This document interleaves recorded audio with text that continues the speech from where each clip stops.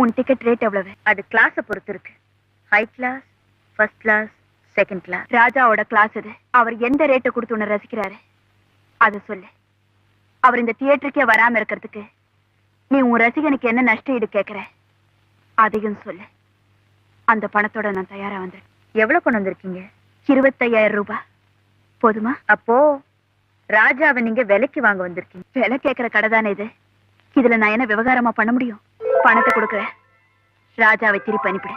கொஞ்சம் இருங்க.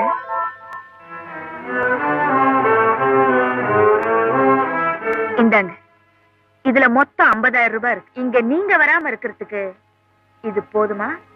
என்ன விளையாடுற? இது விளையாட்டு இல்ல.